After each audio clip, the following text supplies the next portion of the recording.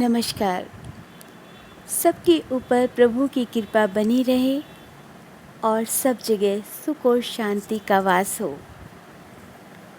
हम लोग सभी पार्क में घूम रहे थे। अचानक हमें पता चला कि किसी के यहाँ पर कोई जवान मौत हो गई है। तो सभी लोग बड़े दुखी हुए और सबके मुंह से एक शब्द जरूर निकला, अरे वह तो बहुत पूजा पाठ करती थी, सुबह ही मंदिर आना और पक्षियों को दाना डालना, ये करना, इतने अच्छे आदमी के साथ ऐसा हो गया। ये तो बहुत गलत बात है, भगवान भी कुछ नहीं देखता। और भी ना जाने किस टाइप की बातें। और कई बार ये बातें हमारे जीवन में भी घर कर जाती हैं।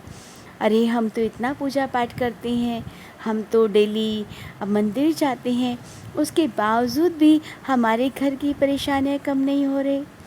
तो क्या ऐसा नहीं लगता कि जैसे हम कोई व्यापार कर रहे हैं, यानी भगवान जी को एक लोटा जल का चढ़ाया, छोटी सी धूप बत्ती दिखाई, एक दीपक दिखाया और उसके बाद हमने एक लंबी सी लिस्ट भगवान जी के आगे रख दी।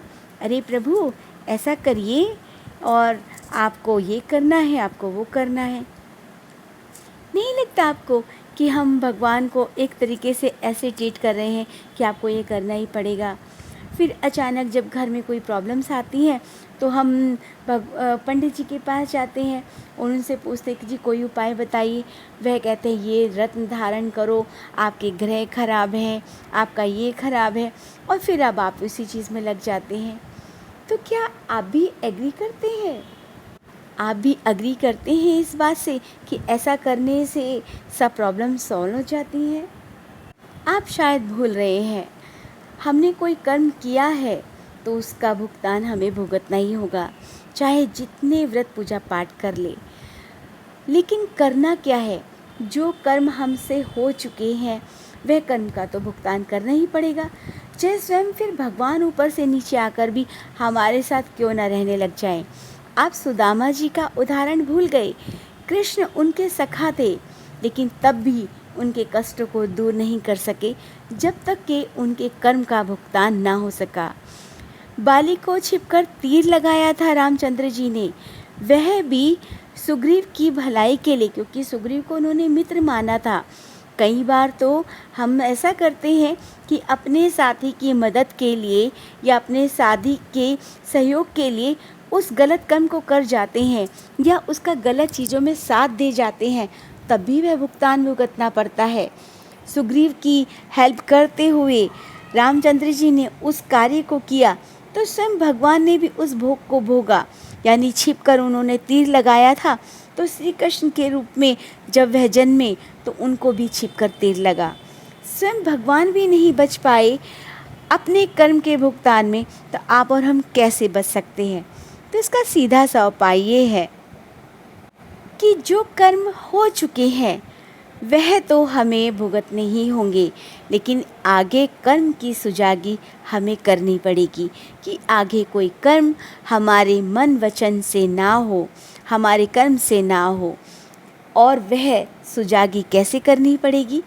बोलते समय, सोचते समय हमें इस बात का ध्यान रखना होगा। करते समय, यानी जब हम कहीं कुछ दान पुण्य करते हैं तब हम क्या कहते हैं, हमने तो इतना दान किया। जब हम कोई अच्छे कर्म करते तब कहते हैं ये हम तो ऐसा करते आ रहे हैं, हमें तो कोई पाप छू भी नहीं सकता। उस समय हमें नहीं पता होता कि हम क्या अच्छा है, क्या हमारे लिए बुरा है, कौन सा कर्म अच्छा करते हुए भी विकर्म बन जाता है। तब उस प्रभु को मीडिएटर बनाकर कहें कि प्रभु जो कुछ करने वाले हैं आप हैं। जब भी आप किसी को भोजन करा रहे हो, दान कर रहे हो, तब आप ये कहें, आप ही देने वाले, आप ही लेने वाले। तब हम अपने को निलभाव में ले आएं कि हम कुछ नहीं कर सकते, हम किसी को भला क्या दान कर सकते हैं। और एक चीज़ हमेशा मांगे कि परमात्मा हमारी को सद्बुद्धि देना, परमात्मा हमें कर्म की सुजागी देना।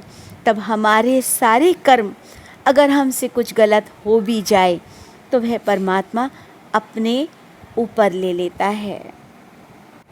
और साथ ही साथ हम कई बार अपने कर्म बेचाहे बना लेते हैं। जिन चीज़ों से हमारा कोई सरोकार भी नहीं है, तब भी हम उनके बारे में बातें बनाते हैं। राह चलते व्यक्ति जिससे हम जानते भी नहीं, उसके बारे में ही बातें बनाने लग जाते हैं। देखो कैसी दिख रही है, देखो कैसी चल रही है, देखो कितनी घमंडी है। बेफालतू में उसके कर्मों का बोझ अपने सर पर उठा लेते हैं। छोटी छोटी बातें हैं। आप कहते हैं हमारे पास पैसा नहीं है, हम कैसे भंडारा करें? तो थोड़ा सा आटा चिड़ियों को आप डाल सकते हैं, गोलियां बनाकर चिड़ियों को डाल सकते हैं, मछली को डाल सकते हैं, आप चींटियों को डाल सकते हैं। तो ये ना सोचें कि हमसे तो इतना बड़ा भंडारा नहीं हो पाएगा, हम कहाँ से इतना पैसा लाएंगे। आप थोड़ा थोड़ा कर्म भी करते समय आप ये कहें कि प्रभु, आपने सद्बुद्धि दी है, आप ही कर रहे हो, आप ही खा रहे हो, आप ही दे रहे हो। तो आप सारे कर्म से निर्लेप हो जाएंगे और परमात्मा आपके सब कर्मों को अपने ऊपर ले लेंगे। लेकिन जहाँ आपका स्वभाव आ जाएगा, यानी मैं इस कार्य को कर रहा हूँ, मैंने दान किया है, तब तो आपको बुरे कर्मों का भी बोझ लेना पड़ेगा। तो अपने सभी कर्म उस परमात्मा के चरणों में डाल दीजिए, अपने अच्छे कर्म भी, और आपने कहा कि जाने अनजाने जो पाप होते हैं वो भी आपके चरणों में है। मैं कुछ नहीं जानता।